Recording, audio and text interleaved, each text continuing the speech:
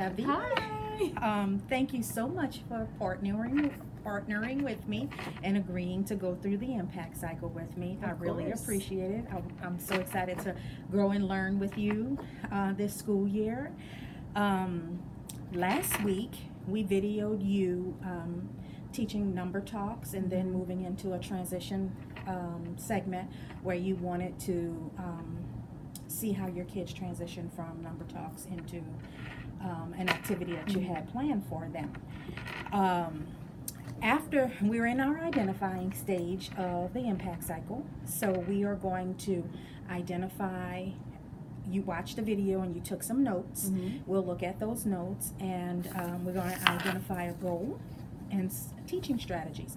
I know your time is limited, so we're going to value that time and try to get through some of this and set up a meeting for our next meeting date, which we've already kind of decided would be On Thursday. On Thursday, Yes. September the 26th at 2:05 again. Yes. Okay, so thinking about that lesson that you did and the transition that you went off into with your kids, how would you rate that if 10 would be the best and 1 would be the worst that you've ever taught? I think I would give the lesson from last week a 7. I say a 7 because I felt like my kids were involved. They were a part of the learning. I always make sure that the students scale themselves when the lesson starts to know, so I know where they're at and where they know where they're at. Then we do whisper buddies. So I think I did a lot of whisper buddies, incorporated that, and then we had an active engagement where the students were up and standing on sticky notes, comparing numbers. So I think it would be like a 7. And what makes you rate it a 7 instead of a 10?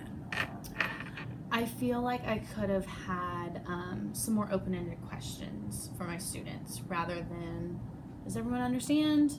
Or yes or no, things like that. I feel like I did a lot of not open-ended questions. I don't know if those are called. Whenever I was doing the anchor chart and things like that. So in listening to you, you felt like your lesson didn't have the higher order questioning that you would have liked them to have. Yes.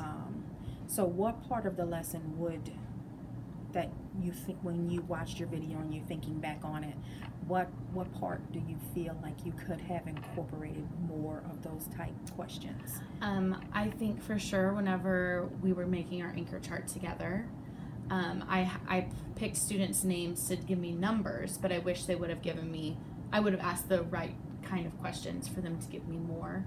Also, whenever we did the post-it pounce and they were moving around, I wish I would have said, so the number you were just on was 57 and now you're at 27. So what is that? Give me a scenario and have a student say, well, I had 57 Skittles and Miss Roberson has 27 Skittles, so I have more Skittles than Miss Roberson. I wish they would have told me more what that meant rather than just 57 is greater than 27. Surface level. Right. Your kids really, really enjoyed that, by the way. I did too. I wish I could have joined in. So in thinking about that, at that particular time, how could we and I come in and help you to measure your engagement with raising your level of higher order questioning?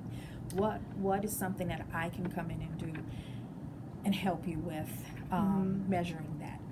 I really need and want to start incorporating exit tickets with my students, just to see what they're thinking and because a lot of kids can just nod their head do you understand? Yes, I understand. They can fake their scales all they want, but having that open-ended exit ticket where they can show me what they know rather than just A, B, C, or D, or yes or no, true or false. Or if it was a true or false question, it's true or false and tell me why, explain why. So I really think I need to work on exit tickets and things like that. Do you think another, I love the exit ticket idea. and I can help with that too. How do you think we would get to the point of getting them to the exit tickets? What can we do prior to measuring their knowledge with open-ended questions and high-art questions? How could we get prior to? I think we first got to talk, like during the lesson. So that comes with me practicing giving the questions, the open-ended questions, and then them also practicing explaining their thoughts. Because if you can talk about it, you can write about it. So if I can train them to, well, not really train, but teach them the procedure to how do we respond to this, they can write about it as well. And Abby, I have another document. I don't have it with me, but I do have another document where I could, as you're teaching, I could tally how many times you use higher order questions, and we can sit and talk. And I love how you said talking during the lesson. We could plan, you know, how many higher order questions and all that you could ask. So, Abby, how would you like to measure? I'm going to come in and we're going to do the where I tally how many times you use higher order questions during your lesson, and I can do that. I can do that on Thursday if you want, coming around the same time, Thursday morning. And video and tally how many times. That way we can sit and look at the video together. We can, and then we can plan after that session. We can plan the higher order thinking questions. And then with the exit tickets, once we get all of that going and you practicing with the higher order questions, how would you like to measure? How many kids would you say would you'd like to see master that? I think I'd like to see about 85% of my kids be successful at that. Okay. So would you be interested in that being your goal? Yeah. So 85% of your kids would master answering their surface level questions now higher order form. By open-ended questions. Okay. And then we need to come up with a teaching strategy to go along with that goal. How about if we talk about that teaching strategy? I know you have to pick up your kids.